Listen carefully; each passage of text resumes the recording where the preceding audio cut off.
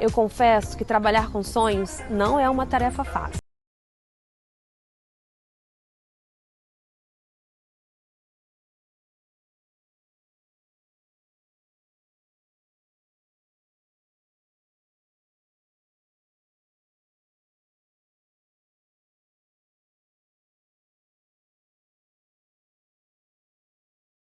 Com essa porta maravilhosa que é de 5,30 metros de altura, toda fabricada em ACM.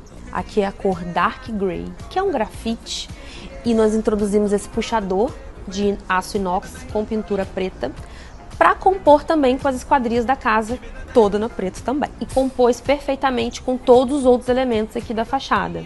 A utilização do vidro incolor, além de trazer integração aos ambientes, aqui na escada e no guarda-corpo do mezanino, trouxemos também sofisticação e leveza, uma combinação perfeita com o quartzo branco da escada. Em um projeto como esse, que a proposta é o conceito aberto, nós garantimos com uma porta de 4 folhas a integração da sala de jantar com o espaço gourmet. E o espaço gourmet com a área de piscina, garantimos com essas duas portas, uma porta de 6 folhas e essa de 3 folhas, que dá maior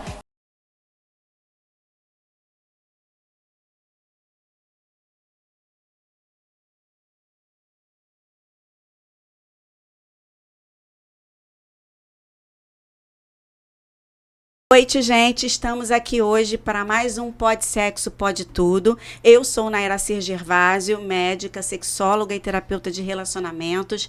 E Pode Sexo, Pode Tudo é um programa que traz conhecimento, informação e debate sobre sexualidade para pessoas cis, trans, não binárias, que estão em relacionamentos homo, hétero, bi ou panafetivos e para jovens e adultos de todas as idades.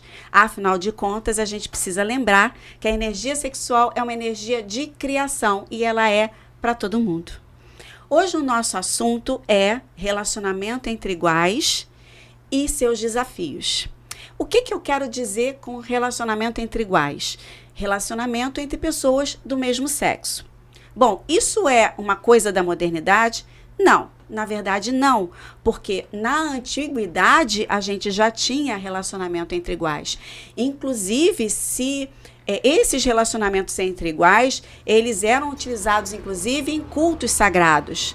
Na antiga Mesopotâmia, inclusive, né, isso era uma coisa bastante comum. Na Grécia Antiga também, era muito comum que homens mais velhos se relacionassem com homens mais jovens. E se acreditava que através dessa intimidade e desse relacionamento eram transmitidos virtudes e ensinamentos filosóficos. Enfim, esse é o nosso assunto de hoje. Essa é só uma breve introdução. E eu trouxe hoje aqui um convidado maravilhoso, especialíssimo, amor da minha vida. Nós nos conhecemos só há 40 anos, né? Ele é um dramaturgo, escritor, produtor de várias peças, extremamente, assim, maravilhosas e assim que trazem sempre essa sensibilidade voltada para o olhar da sexualidade e para o olhar da sexualidade e dos desafios e dos dramas que são vividos pelas pessoas que ousam, de alguma forma, sair daquela heteronormatividade, né?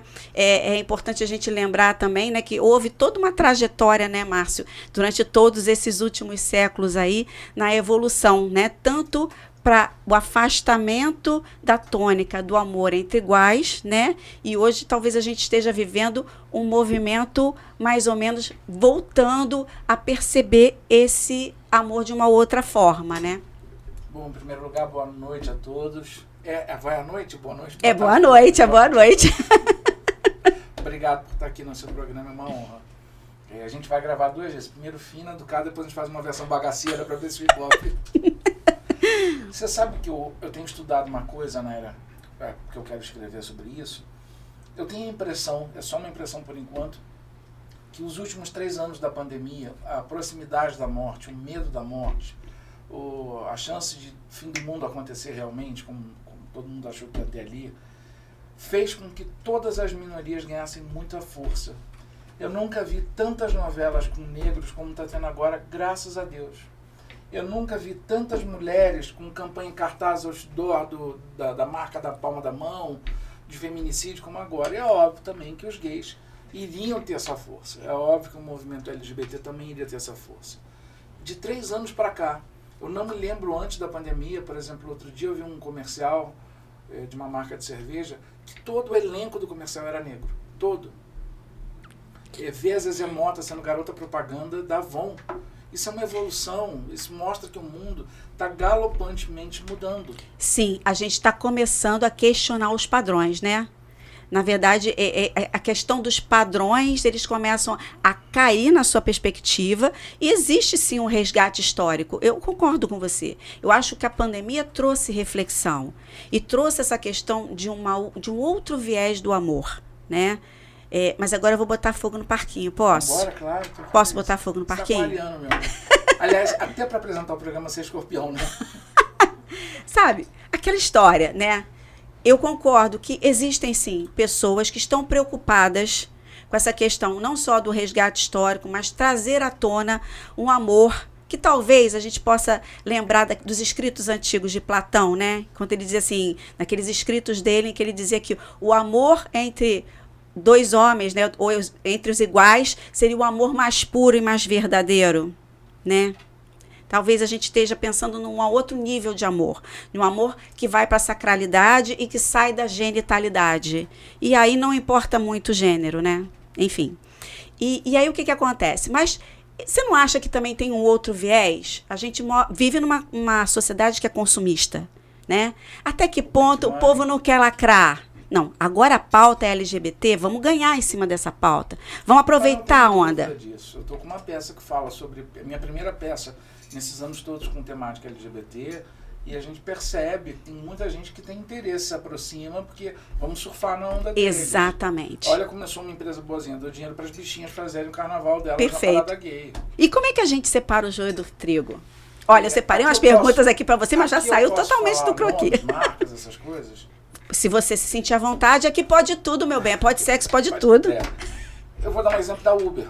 A Uber teve um motorista que pegou uma arma e deu uma coronhada num gay com a mãe atrás. Nossa. Mas essa mesma Uber apoia a parada gay de São Paulo. Então, assim, ela dá o dinheiro para as bichas se divertirem, mas que providência legal ela tomou? Que punição esse motorista teve? O que ela fez de reparação a essa família? Perfeito. É mais ou menos isso. Não tem legitimidade, né? Você tem que ser coerente com o seu discurso e com a sua... Discurso e atitude tem que ser coerentes, né? Eu acho que... Quando, por exemplo, as novelas, quando elas começarem a ser escritas realmente pensando em personagens, não atores negros, porque a impressão que me dá assim, que a televisão fala, agora tem que botar o elenco negro, tem que botar trans, tem que botar atores com nanismo, vai lá, bota as minorias, mas não foram escritas para aquilo ali. Então, para mim, fica falso. Perfeito. E você sabe que o público também sente isso. Assim, talvez não todo mundo, mas quem tem um pouco mais de sensibilidade vai perceber que tem uma coisa ali que tá...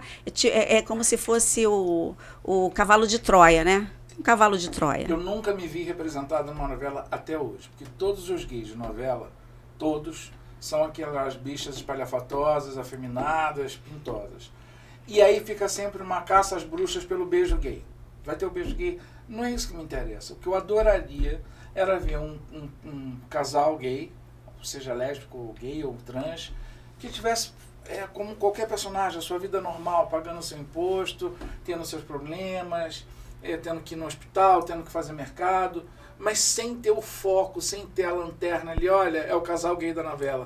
Até o final da novela esse casal vai dar um beijo na boca. Olha, essa sua colocação é fantástica, porque eu acho que é uma colocação que representa muito. Você sabe que eu não aguento mais? Eu escrevi uma peça agora que tem essa fala. Eu acho um absurdo em 2023 a gente ainda ter que desenhar, a gente ainda ter que abrir pautas sobre isso. Eu acho um absurdo que toda atriz negra, quando vai a um programa dar uma entrevista, em algum momento o entrevistador vai falar de racismo com ela. Perfeito. Eu fazia um programa no SBT no passado, para o Luciano Zafir, e a Zezé Mota foi uma das convidadas. Eu fiz questão que no nosso roteiro tinha 20 e poucas páginas, não tivesse uma única pergunta sobre racismo.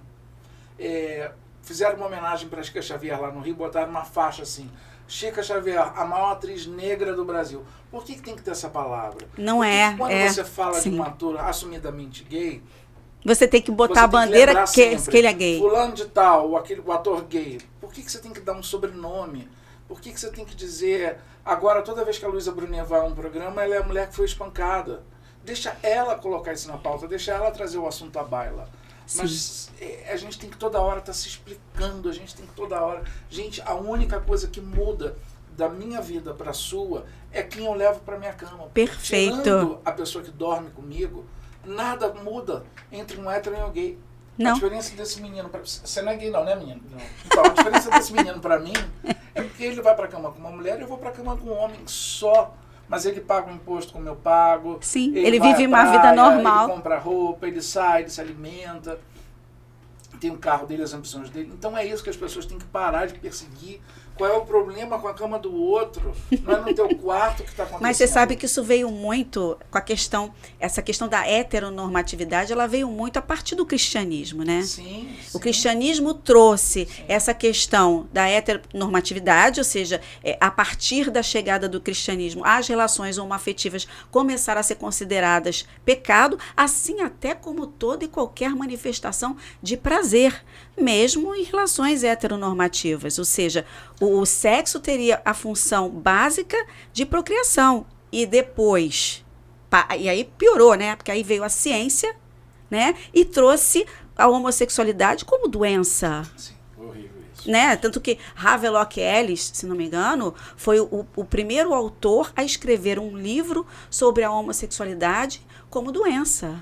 E só em 1979 que a homossexualidade saiu da Sociedade Americana de Psiquiatria como doença mental. Fazer uma lobotomia, né? Um Exatamente, ou castração ou lobotomia. Você sabe pra mim quem é o grande vilão que tinha que ser estudado como um animal e ser entendido? É o homem hétero, porque a mulher não podia ter orgasmo, não podia ter prazer, a mulher não podia, durante anos, fazer sexo oral, anal, não podia ter nada. Os gays perseguidos. Então é esse homem hétero que tem uma cabeça doente que tem que ser estudada, porque tem que ser do jeito dele, da maneira dele, da forma dele. E acho mesmo, me perdoem as pessoas que são católicas, mas acho que isso foi a igreja que fez isso. Sim, ela normatizou não isso. A igreja, quer dizer, eu nem posso dizer... Cristo, mas é o homem que está ali falando. É isso que eu ia te falar. Na verdade, eu acho que nem foi exatamente a igreja. Porque aonde você vê nos escritos sagrados que isso é proibido, na verdade, foram os tradutores e as pessoas que tinham aquela percepção, aquela ideia. São Paulo, por exemplo, São Paulo, ele achava que tinha que haver a castidade. As pessoas, assim, se não vai ter jeito, se as pessoas vão se relacionar sexualmente, então que se casem. Então, na verdade, você tem pessoas, é como você falou, tem pessoas que acreditam em certas coisas e querem colocar essas coisas, fazer daquilo uma verdade absoluta. Eu tive um pastor que foi ver a minha peça e ele falou, eu desafio qualquer pastor, eu desafio qualquer, bispa que chegue aqui e me mostre na Bíblia, aonde está escrito? A Bíblia na mão, aonde está escrito que ser gay é pecado. Que eu te mostro. Ele foi falando, eu já não vou lembrar mais os versículos e os livros. Ele diz assim, aonde fala não deitarás com outro igual, é porque dentro daquele contexto, naquela época, era um castigo para quem perdia as batalhas, era uma espécie de humilhação. Então eu brigava com esse cara aqui, ele perdia, eu sodomizava esse cara. Na frente de todo mundo sabia que o cara deu, o cara foi... Era uma espécie de humilhação. Então, quando na Bíblia está escrito não deitarás contra igual, é nesse contexto. E aí o que o cara fala, se fosse assim, bicho, no Sermão da Montanha, Cristo está lá e ele fala, eu não vou lembrar o nome do apóstolo, mas eu acho que André pode ser, que ele fala, vai todo mundo fazer tal coisa e você fica. Aí Pedro, com ciúmes, pergunta, mas por que ele fica? Porque ele é o meu favorito. Então, se a gente for dar a interpretação que a gente quer, vai ficar uma loucura. Né? Exatamente. A gente tem que entender o contexto que aquilo acontecia. Contexto, sim. Sodoma e Gomorra não acabou por causa dos gays, é porque a suruba lá era uma loucura, Noronha era nada perto de Sodoma. Então as coisas deram uma descontroladas.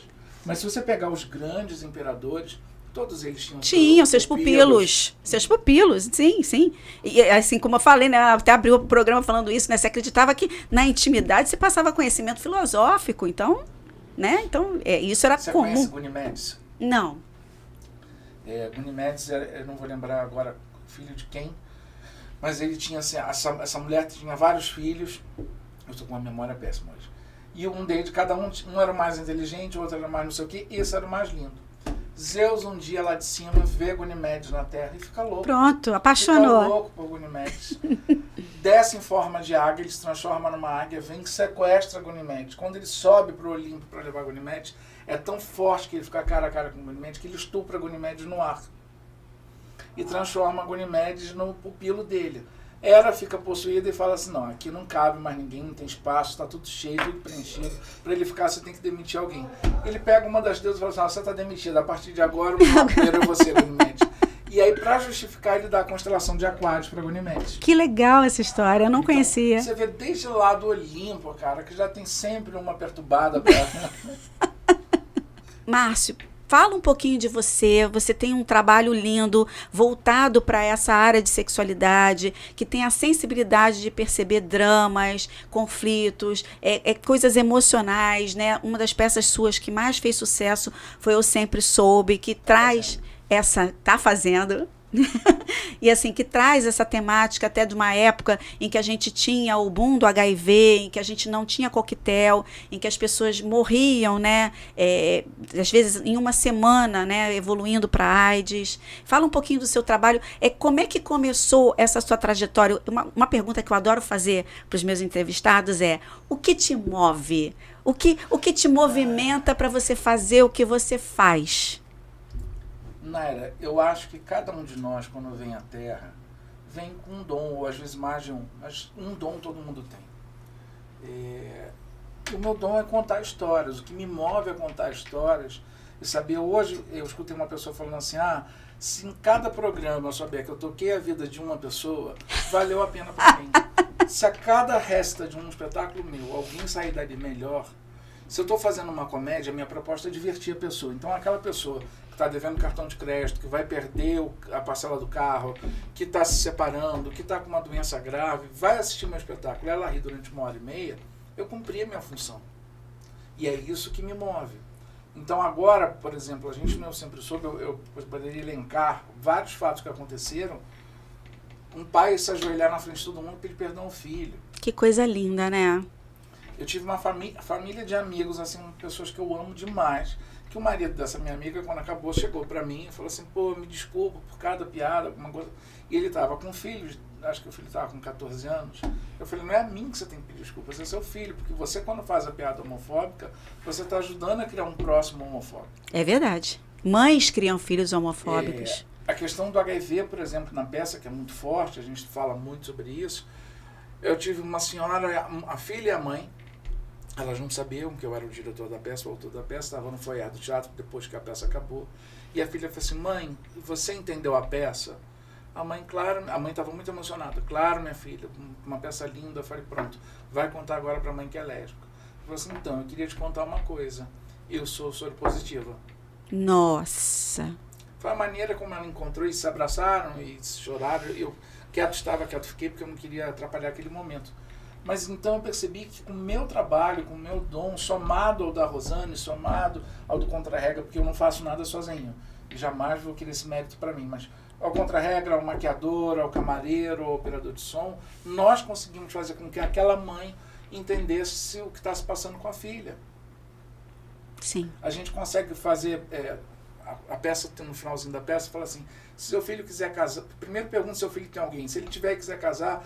Faça a festa, compre os doces, escolha a toalha da mesa, mas abrace o seu filho. No dia seguinte, um rapaz vai tomar café da manhã com o pai, ele, a mãe e o pai.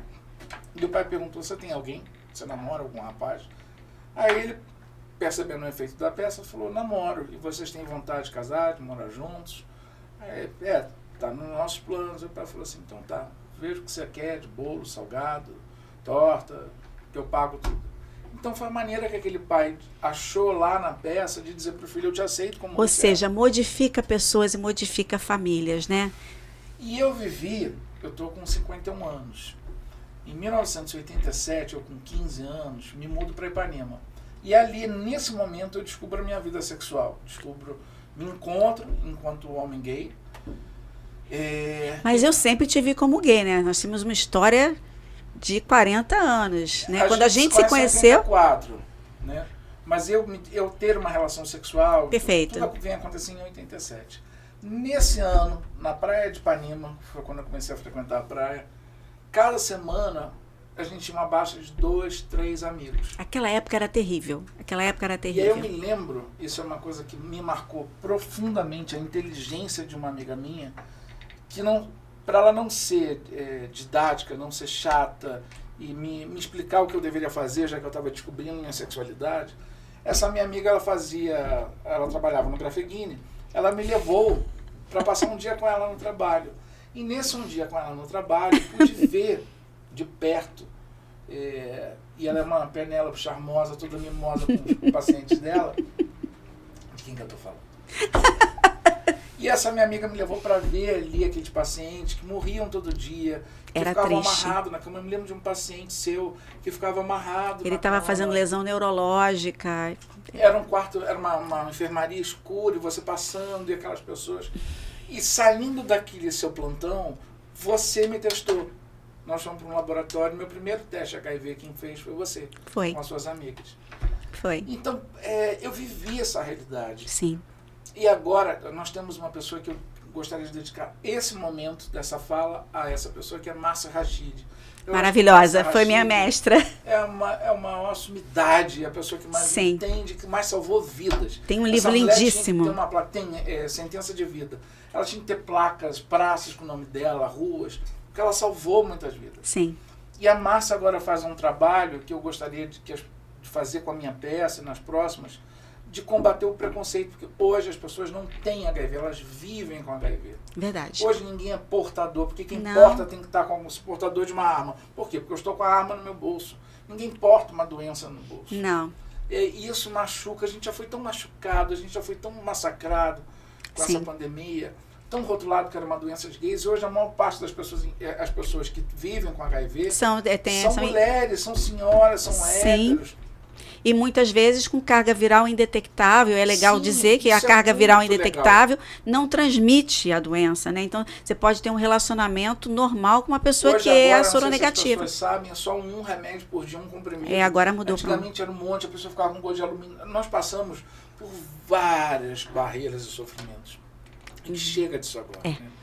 Mas é importante falar uma coisa assim que me assusta, tá, Márcio? Eu tenho muitos amigos gays, muitos. Vou ficar com ciúmes. E teve um até que falou dessa questão dos aplicativos, né? Não sei se você é afeito a aplicativos. Nunca tive um aplicativo na vida. E tem um Eu aplicativo... detesto Simba Safari. assim... Eu sinto ursinho, porque assim, gordo gay é igual urso panda. Você acha lindo, quando ele chega perto, tu corre. Ai, meu Deus do céu. Então o aplicativo, ele machuca mais do que sana aquela tua carência. Concordo, eu concordo. É um cardápio. É um cardápio. Bota as fotos, e todo mundo bota fotinho com filtro. Aí quando você chega pessoalmente, que o cara vê que é você que tá vindo, os caras dizem a tua cara, não quero, não rolou, não tô afim, não vou, some, vai embora, diz que vai ao banheiro e não volta. Eu conheço várias histórias assim. Sim, e sem contar que é o tipo da relação sem afetividade, né?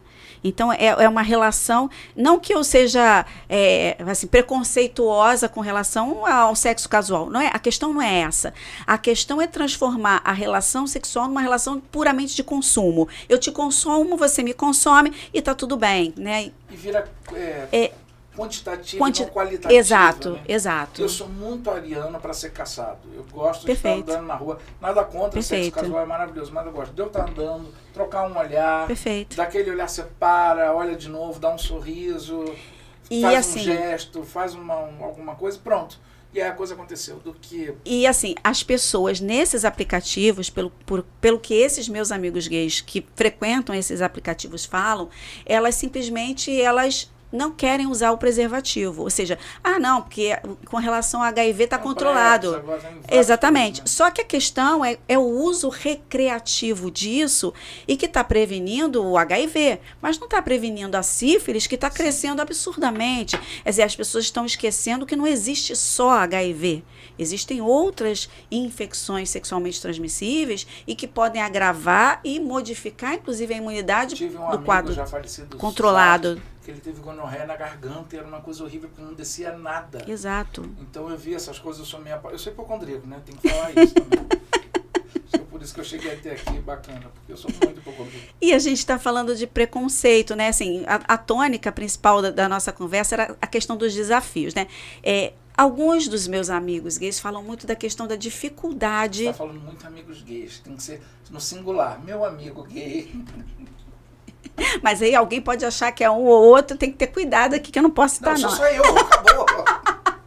Os outros são colegas, amigos, sou eu. Perfeito, perfeito. Você é meu irmão, né? Você não é meu amigo, você é meu irmão. Você é meu irmão. E aí, o que acontece? Eles falam que... até me perdi aqui. Quem se perde se acha. Que é muito difícil manter um relacionamento homossexual masculino de longa data. Porque os homens, eles, em tese, não gostam de manter um relacionamento por muito tempo, se cansam, são muito infiéis, e que isso está relacionado ao masculino, e que muitas vezes, para que um relacionamento gay de longo prazo dê certo, é necessário que a relação seja aberta. Você concorda com isso? Naira, é tão difícil responder isso. Eu vou ser sincero, como sempre fui. Sim. Eu não vejo homem nenhum, quer dizer, não é nenhum, vou generalizar, eu odeio isso. Mas assim, 80% dos homens, héteros ou gays, não importa, não são fiéis. O homem é um animal quantitativo. O homem é um animal que tem prazer de colecionar cus e bucetas. Essa é a verdade. Se ele for hétero ou se for gay. Essa é a verdade. O homem, ele quer... Então o problema é o homem. A mulher, ela já tem... Você vê que duas mulheres lésbicas, não estou falando nem só de héteros, não. Duas mulheres lésbicas, elas vivem 20, 30 anos. Juntas. Como se estivessem juntas desde o primeiro. Sim, verdade. É sempre um eterno namoro.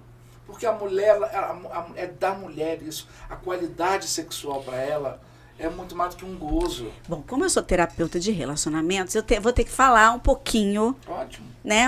Vou ter que falar um pouquinho da questão... Assim, existe, sim, os homens que são quantitativos e que têm esse comportamento, que é um comportamento recorrente, vamos dizer assim. Mas existem alguns nuances que fazem um homem trair também. E eu preciso falar disso. Porque isso está dentro dos relacionamentos, claro, sejam eles homo ou hétero, e é uma coisa que eu trabalho em cima, né? Muitas vezes existem algumas razões que fazem um homem trair, não que necessariamente ele seja um mau caráter traidor compulsivo, não é isso. Não é isso. Muitas vezes o homem que trai, ele trai porque ele se sente de alguma forma diminuído naquele relacionamento. Ele se sente um inferior. Como as mulheres. Tem muita como mulher as mulheres que vai também. trair porque elas são diminuídas. Elas são diminuídas. Exatamente. Então, na verdade, esse comportamento de se sentir menor em equivalência, né, faz com que esse indivíduo traia. Uma outra condição bastante legal de falar são as confusões em que a mulher toma o lugar da mãe. Aquela mulher que quer controlar a sua hora de chegada, a sua hora de saída, o que você vai vestir, o que você vai comer. Ela é a sua companheira esposa ou ela é sua mãe? Não, ele pediu para isso acontecer. Eu acho que... Então, assim, tem essas questões também que permeiam os relacionamentos e que acabam fazendo com que seja homem ou seja mulher, como você falou, as pessoas... Eu vivi um relacionamento de 11 anos, eu tive uns 13 e um de 11. Esse de 11 era um mar de rosas, sexualmente falando, porque eu já estava tão cansado de tudo que eu tinha vivido, que quando nós nos juntamos, eu falei, eu tenho uma proposta de não haver mentiras. E acho que isso seria a fórmula para mim, não é uma verdade absoluta, é só a minha opinião. Para qualquer casal, gay ou não, porque eu não consigo fazer essa distinção, porque é gay ou porque Concordo. Eu também penso assim. Eu penso que um casal, eu vou te falar de um ponto de vista que eu tenho. O homem, para mim, ele é um traidor em potencial. Porque quando ele não trai a mulher, por uma questão moral, e passa uma gostosa na rua, ele fala, que vontade de comer aquela mulher, mas eu não vou fazer isso porque eu tenho a minha esposa. Ele não traiu a esposa, mas ele traiu ao desejo dele. Então, sempre a gente está traindo alguém. Isso vale para as mulheres também. Claro. E quando você tem a liberdade da verdade, de dizer, meu amor, olha que mulher bonita, aquele peito, nossa, chupava aquele peito agora, que era uma beleza, vamos transar, eu pensando que estou comendo aquela mulher. Eu acho que quando você tem essa liberdade... De dizer o que você Você pensa. viu um filme pornô na televisão e aquele cara é um cara gostoso. A gente nunca tá casado, quase nunca tá casado com o biotipo que a gente quer. É uma lei de Smurf que eu não sei o que acontece. Se você pode ir homem alto, peludo, você vai estar casado com um magro sem pelo. É sempre assim. Então você vê um filme e aquela pessoa que está na tela é a pessoa que você Olha, eu acho que eu gosta. sou uma sortuda então, porque com raras exceções, os homens que eu tive na minha vida eram homens que eu curtia. Feliz, né? Tá com prestígio lá em cima. Então eu acho que quando você tem essa liberdade, e o que eu dizia para o meu parceiro é o seguinte, eu tenho que ser a prioridade. Quer botar um terceiro naquele dia para esquentar, para apimentar, para fazer, para dar prazer. Troquei um olhar de que não quero mais, estou enjoado, não bateu. Acabou ali. Se veste, arruma, acabou e tchau. Na verdade, eu sempre falo isso, eu até boto alguns posts a respeito disso. Eu acho que dentro do relacionamento, vale tudo. A palavra que está na moda agora, tem que ser um fechamento entre os dois. Você é meu fechamento, eu sou o teu. Não, assim, tem que ser um acordo e que ninguém se sinta, de alguma forma, violentado naquilo. Eu vejo muitos casais héteros, aí eu vou falar porque eu tenho amigas, e que eles têm uma fantasia de ir numa casa de swing.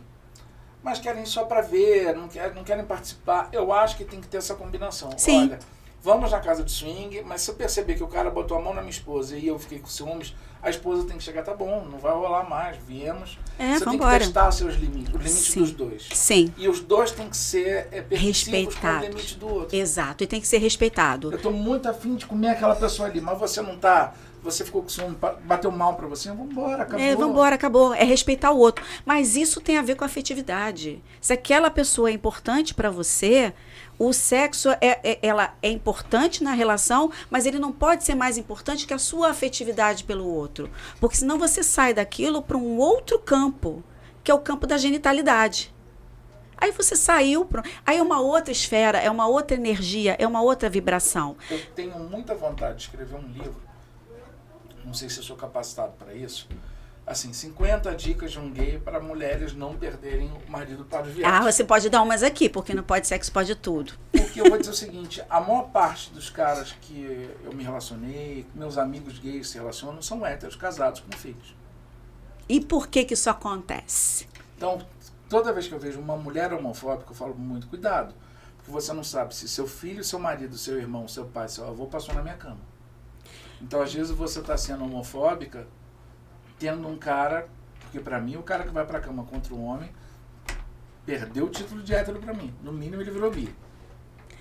Não sei. Acho que se for eventual, Márcio, não dá pra gente falar em título. Senão, se a gente botar na caixinha. Eu vou te dizer uma coisa.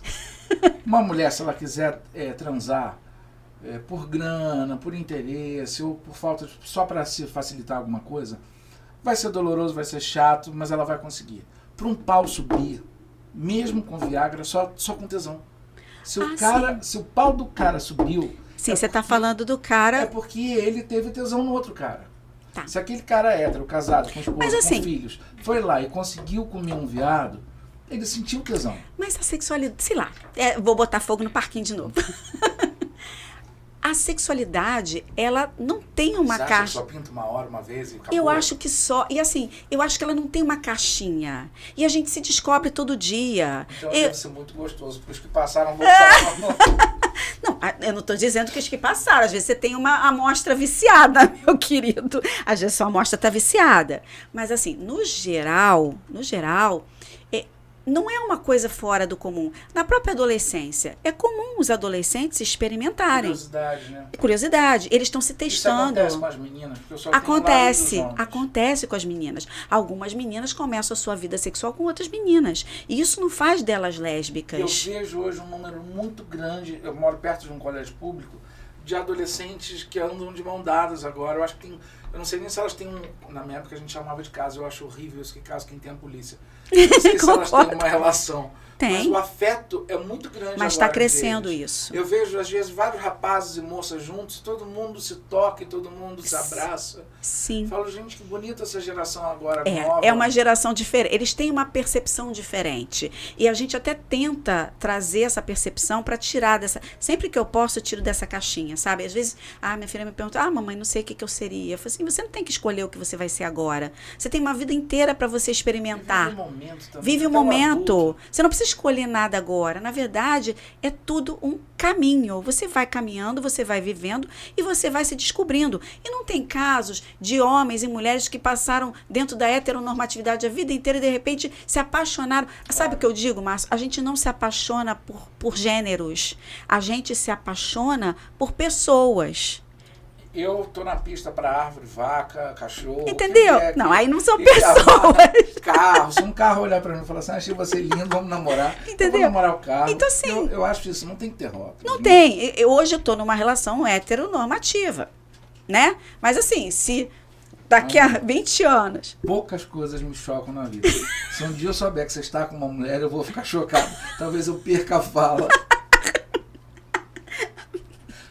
Eu acho que esse vestibular você não passa. Esse Enem você não faz. Acho que não também. Nesta encarnação, joga essa conta para a próxima. A próxima você vier com uma mulher tranquila. Gosto muito, né? Eu acho, pelo que eu te conheço, em 40 anos, que eu ficaria de queixo caído meio gago, assim. Sabe quando a língua vai para trás? Agora o mundo acabou de vez. Aí tudo vale. Se você um dia me aparecer com uma mulher na frente, tudo vale. E diz uma coisa, meu amor. Diz pra mim uma coisa. Quais são os desafios? Quer dizer, a gente já falou do desafio da fidelidade.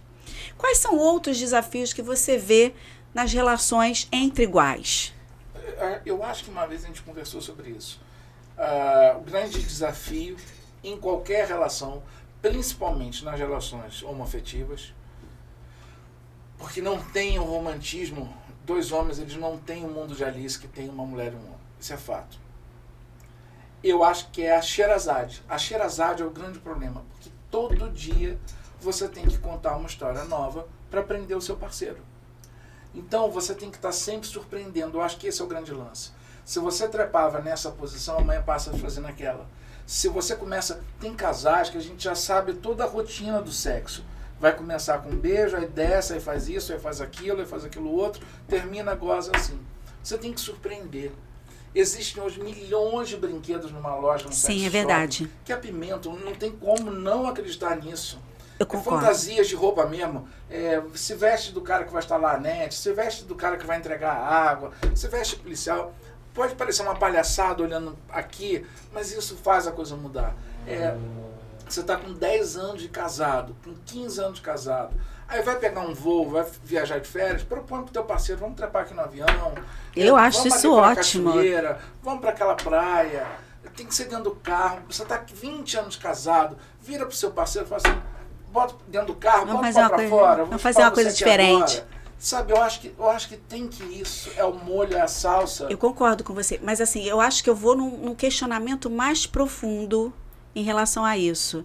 Não é só o sexo. Sabe o que eu percebo? Afetividade. A afetividade. Na verdade, o que acontece? As pessoas vivem no automático, sem olhar para o outro.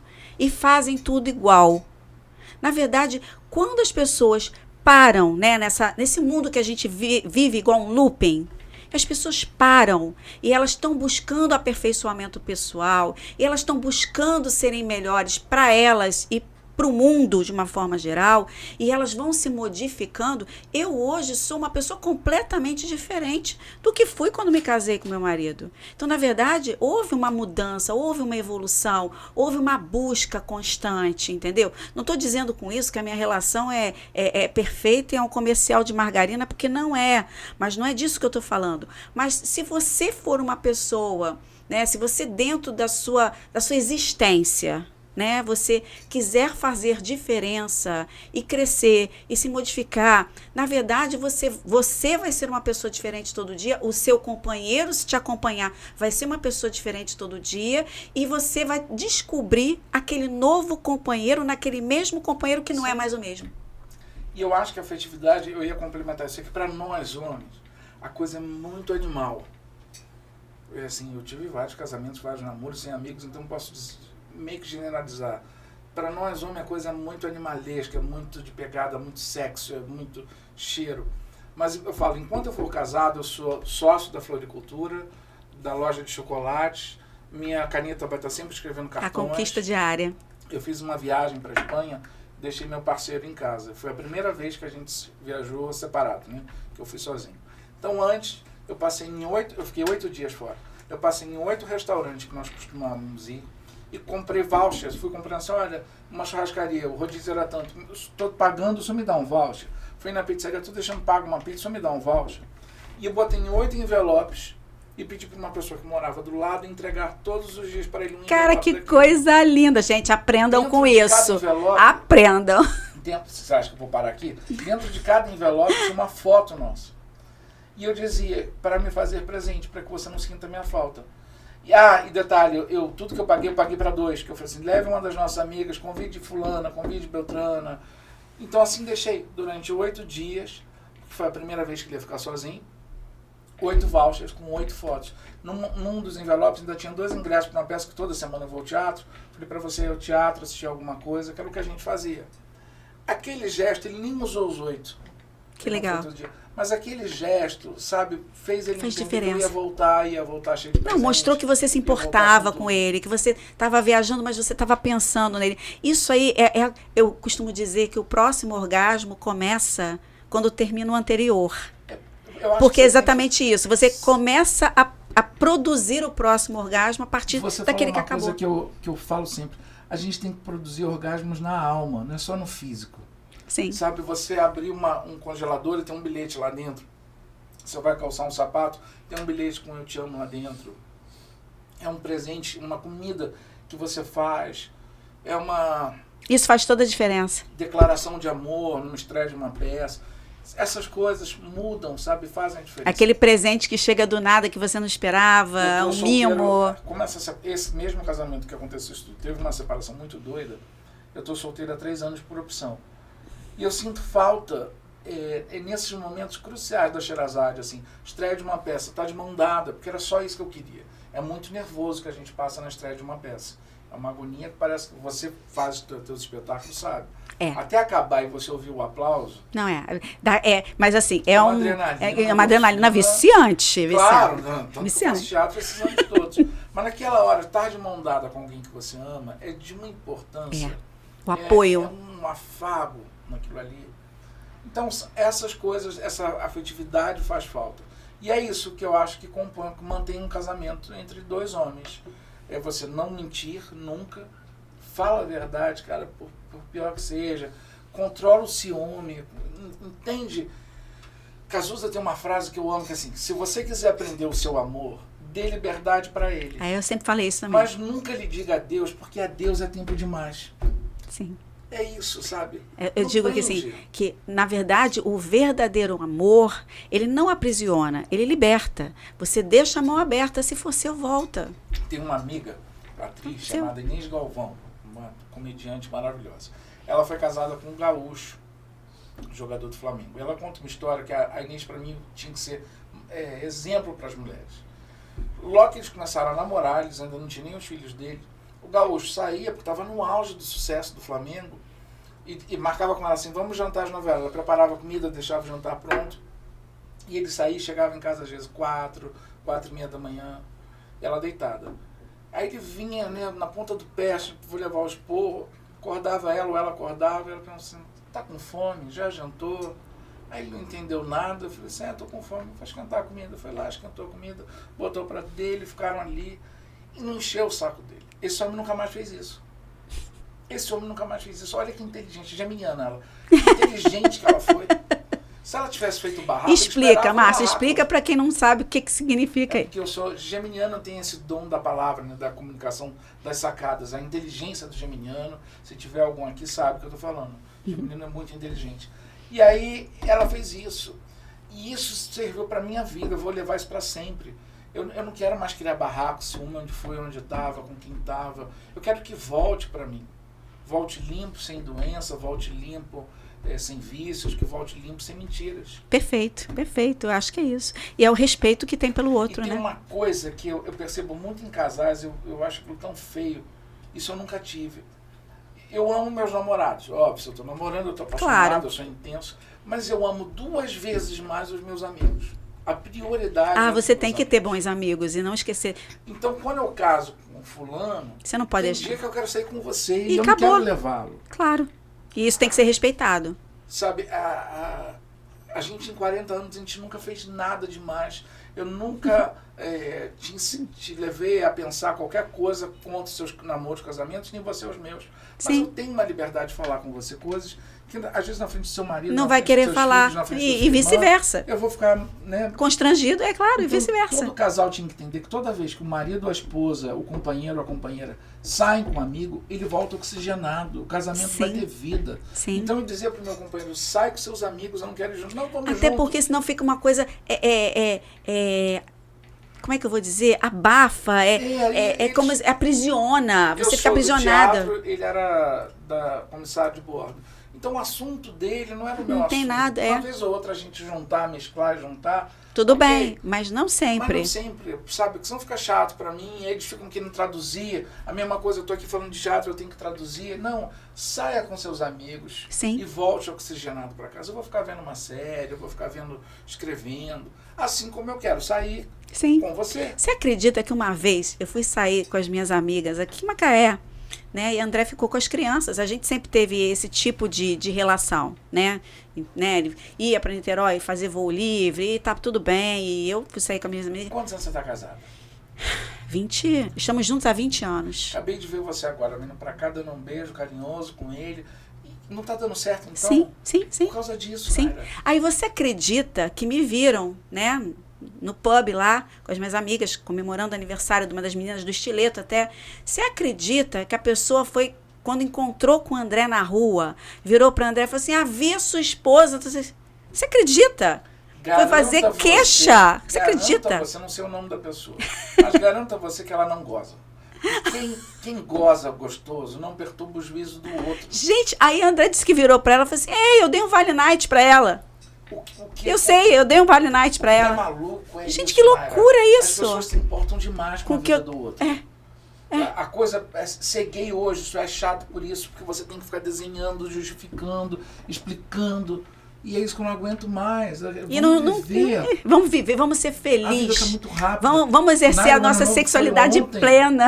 Eu comemorei o Ano Novo ontem. Hoje já é setembro. Ou seja, daqui a pouco... Ontem eu tinha 40, hoje eu tô com 51. Eu quero gozar, eu quero viver a vida, eu quero rir, eu quero beijar na boca, eu quero fazer as pessoas rirem com as minhas peças, não tendo que explicar. Olha só, 2 homens juntos, não fere ninguém, não faz mal a ninguém. 2 mulheres Desnecessário. juntas. Desnecessário. Deixa Desnecessário. a Passivinha ali quieta no canto dela, brincando de Barbie. Eu acho que é isso. Você tá de cabelo rosa, de cabelo roxo, você tá de piercing, você tá de... Eu acho que os gays, eu combato muito isso, e hoje em dia tá uma militância, que eu tenho até medo de falar, mas vamos lá. Eu acho que os gays, eles têm por obrigação respeitar o ser humano do lado, porque ele quer ser respeitado.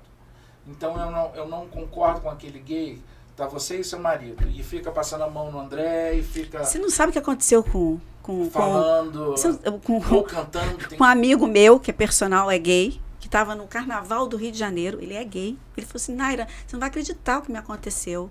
Eu estava lá com um casal de amigos, o cara passou e botou a mão no pau do meu amigo.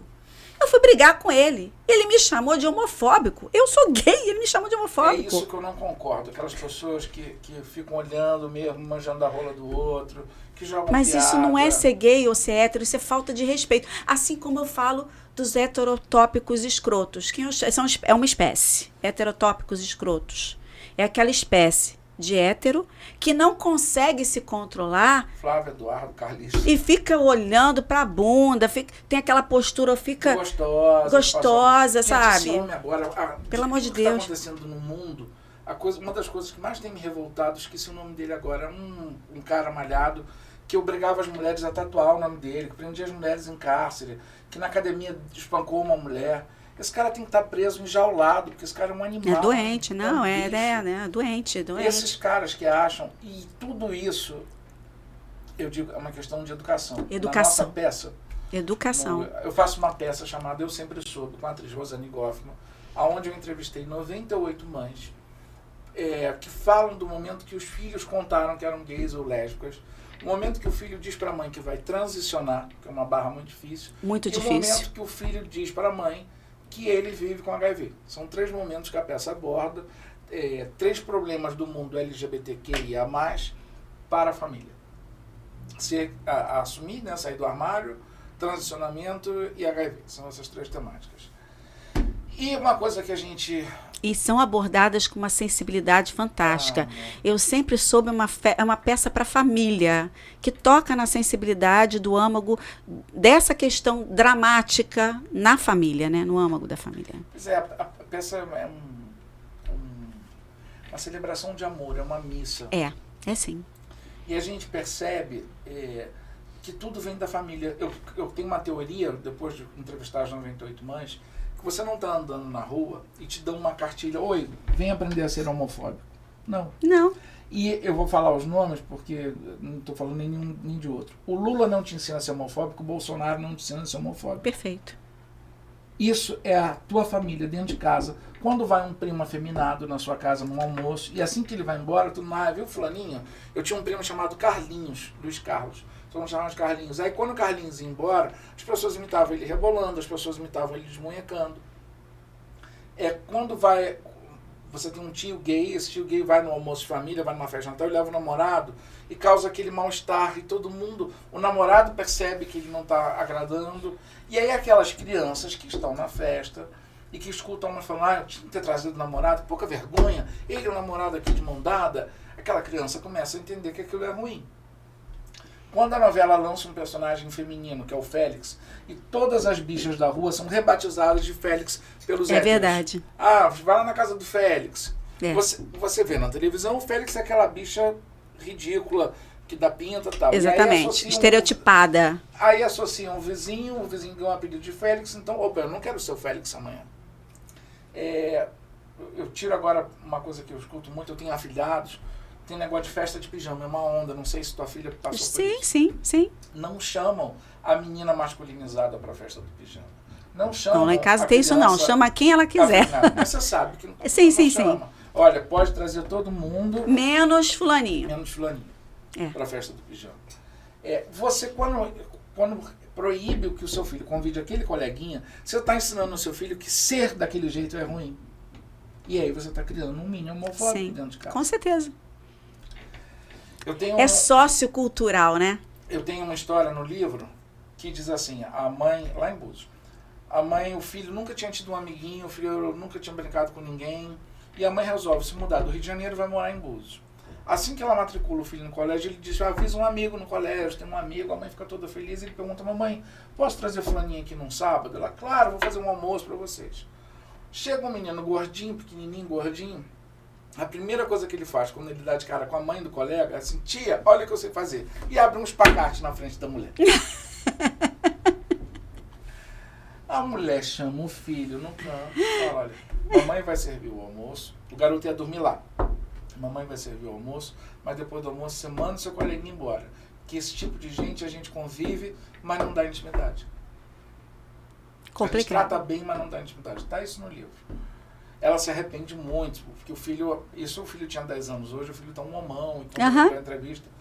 Mas para as pessoas entenderem que é esse o problema, o viés do preconceito está dentro de casa. Então você tem que educar o seu filho a tratar bem todo mundo. Todo mundo, porque isso é uma questão de educação. As pessoas ensinam a tratar mal quem é pobre, a tratar mal um morador de rua, não. Ensina o seu filho a ser digno, sabe? A perguntar, tá precisando de alguma coisa? Eu não tenho o dinheiro que você está pedindo, mas eu te desejo boa sorte. Como é seu nome? Meu pai me ensinou isso, Naira. Quando você vai no mercado, quando você vai em algum lugar e pergunta o nome da pessoa, você está devolvendo àquela pessoa a dignidade. A dignidade, a valoração. Não é um número. Sabe como é seu nome? Meu nome é Ana. Oi, Ana, boa noite, obrigado, passo minhas compras. Aquela menina vai te adorar.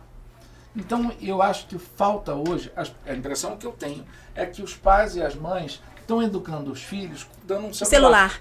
Isso não é impressão, não. Eu vejo isso. Não é a criança já fica entra lá naquele mundo de youtubers, aquela coisa chata.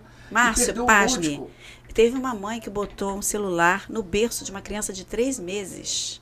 Acredito, bota uma galinha pintadinha, patati patatá. Pensa, a criança não tem nem quase direito, mobilidade para isso. Começou a entortar o olhinho para olhar para o celular. Eu tenho certeza, como 2 e 2 são 4, que eu sou escritor, que a minha mãe fez um bem para a minha vida gigantesco. Isso eu devo à minha mãe, sou grato a ela por isso. de ter me dado aos 5 anos de idade uma vitrolinha e uma coleção de disquinhos de história. Desde muito pequeno, eram uns disquinhos coloridos. Eu lembro, eu cheguei a ter. Produz o nome lúdico, da vitrola era Bel Air. Produz o lúdico na gente. Sim. Você incentivar... Eu via Sítio Capão Amarelo todos os dias. Também via. Eu via Vila Sésamo, aquele Miau Miau, aqueles gatinhos de massinha. Cheguei a concorrer pra Narizinho, embora eu preferisse a Emília, né? Cala a boca, a coisa que ela ia ser a Cuca.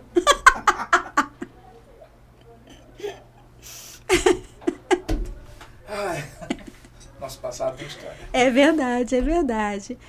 Bom, Márcio, eu acho que eu tenho que explicar essa estátua aqui, né? Santa Luzia, santa que eu sou mais devota na vida, eu achei uma coincidência danada. Por que eu trouxe ela aqui? Na verdade, eu tenho essa estátua no meu consultório e ela foi presente de um paciente nessa época do Gafreguine, do HIV. Ele era um paciente que já tinha evoluído para AIDS, numa época que não tinha coquetel. Ele já estava praticamente cego e ele pessoalmente fez, inclusive tem o nomezinho dele aqui e a data. E ele fez isso para mim, que eu guardo com muito carinho lá no meu consultório. E assim, como a gente ia falar hoje de HIV, a gente ia falar dessa condição, eu quis trazer para fazer uma homenagem a ele. Tem tudo a ver com o tema de hoje, que é assim, abrir os olhos, gente, tira o véu dos olhos do preconceito. É a santa da visão, então que todo mundo enxergue as pessoas. Nós somos unos, somos seres humanos. A gente não é gay, hétero, não tem rótulo, chega de rótulo. É um ser humano que está aqui, é uma vivência que daqui a pouco acaba. Então aproveita que eu estou aqui. O que eu tenho de melhor para te oferecer? Perfeito. É a minha sexualidade, o que eu tenho com tanta coisa, nos 51 anos, o que te interessa é quem eu levo para minha cama, volto ao Perfeito. E falando de desafios, né? O desafio não é de um relacionamento entre iguais, o desafio é de todo e qualquer relacionamento. O entre iguais tem isso que eu tô te falando. Tem o seu viés.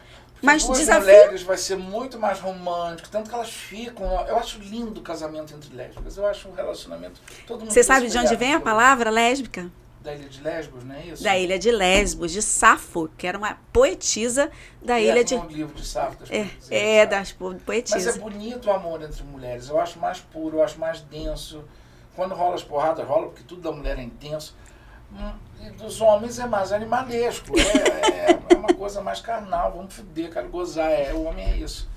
Então tem essas dificuldades, mas acho que vai ter em todos, vai ter no hétero, vai ter no gay, vai ter no lésbico. Um casamento trans deve ser muito difícil. Como deve ser difícil. Aliás, ainda tem 5 minutos? Tem, claro, tem quanto você quiser. Quanto tempo a gente já tá? 58. Perfeito, Deus, pode à vontade. É uma série, não é um podcast, é uma série em 10 episódios. Tem uma coisa que eu tenho combatido muito. Minha próxima peça se chama The Loose Show.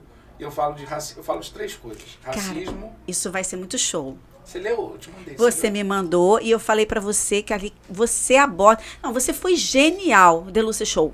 Esperem pra ver, porque foi genial. Porque você aborda questões extremamente profundas da sexualidade. Muito feminina. Que dá pra debater. Você vai na estreia pra fazer o debate. Vou sim. Cada detalhezinho daquele dá um podcast de 1 hora. O The Loose Show, em suma, é a história de uma mulher de 50 anos de idade, casada há 31, e ela é estuprada pelo marido depois de 30 anos de casada. O marido quer uma coisa dela, que ela não concorda, e ele faz a força com a mulher. E ela é desmentida por outras mulheres. A rede, o que eu mais escuto é que é a rede de proteção. A rede de apoio. Mãe, irmã, ela é professora. Então a mãe dos alunos, as amigas, eles vivem numa cidade do interior dos Estados Unidos, não apoiam. Os filhos não apoiam, porque os filhos estão adolescentes no colégio, porque ela denuncia o marido. Ela vai para a E ela é desacreditada. E ela é desacreditada pela amante do marido, que diz que ela é uma louca. Então eu mostro que as mulheres não se apoiam. Sim. Um homem chega na garagem do seu prédio e encontra o vizinho no carro com outra. E a esposa desse cara tá vindo. Esse homem ele vai impedir que a mulher veja. Sim. Ele vai, tá ali, vai disfarçar. Vamos comigo na piscina, me ajuda a pegar essas Vai coisas. proteger o outro homem. Ele protege o homem que ele nunca viu, ele só sabe que é vizinho dele. 2 mulheres, se ela vê o marido, ela vai subir no apartamento. Ué, a pessoa que falou pro meu marido que eu tava no... Era uma mulher. Era uma mulher. Que não goza, mal. Era uma mulher. Então, assim, a gente fala no The Loose Show sobre isso, sobre essa rede de proteção, sobre essa coisa de preconceito. E a coisa que eu mais quero falar, por isso que eu pedi 5 minutos, Nada pior hoje em dia, com essa mudança que a gente falou no início da pandemia, o mundo está galopantemente melhorando. Então, o preconceito saiu daqui, da fala, e veio para o olhar. Você, uma mulher branca que adota uma criança negra, quando ela entra num restaurante, ninguém vai falar nada, mas os olhares. 2 negros no fazano, um casal negro no fazano, vai ser olhado diferente. 2 gays, 2 homens, ninguém vai falar lá os viados, mas o olhar... E uma mãe branca, uma mãe negra que adota uma criança branca, se bobear, vão pedir a certidão de nascimento da criança. Sim, então assim, o olhar é muito pior hoje em dia. E a gente começou isso porque eu falei, imagina um casamento trans, eu tenho muitas amigas trans. E graças a Deus está crescendo. Hoje elas estão podendo sair daquele casulo, daquela prisão. E, gente, vocês não fazem ideia da jaula que o seu corpo se torna. Quando você não se reconhece. Quando você não se reconhece o que está no espelho. Quando dói o que está no espelho. Você já viu Meu Nome é Ray? É um filme. Não. Vale a pena. Mostra o sofrimento que é você estar num gênero que você não se reconhece nele. Eu tenho um amigo que transicionou, mas não operou. Ele só se veste de mulher, tá botando um peito daquele mais... Não é silicone, meu Deus. Que é um hormônio que vai tomando. Uhum. E a gente perguntou, fulaninha, tá feliz agora? Assim, ele assim, sou muito feliz. Mas todo dia de manhã, quando eu acordo, a vontade de urinar me faz lembrar quem eu sou. Aquilo me doeu tanto. Eu falei, gente, é uma coisa, sabe? São centímetros de dor. Então é uma jaula. O corpo se torna uma prisão. Mesmo quando opera, Márcio, essas pessoas, elas carregam um sentimento de inadequação muito grande. Porque mesmo que opere, a cicatriz está ali. Você não tem como apagar aquela cicatriz da cirurgia.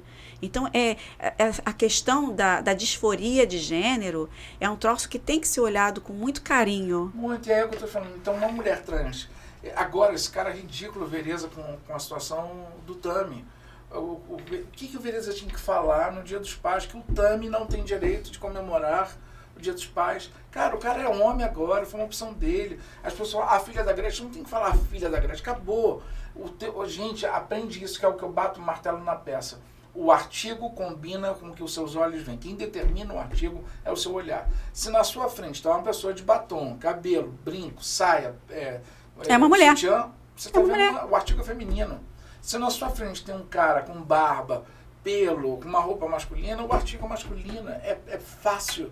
Não tem muita. E se tiver indefinido? Não, tem uma terceira opção. Se é indefinido, é indefinido. Que é onde cai no todes? É onde cai no todes. É porque, na verdade, você tem uma desconstrução, né? Existem os queer, né? Os queer. Quando eu me bato de frente com alguém, eu pergunto. Como você prefere? A melhor solução. Assim, meu amor, como desculpa, você... só para não cometer uma gafe e não ser delicado, como você prefere ser chamado? Essa é a tônica, sempre. Como é que você prefere que eu...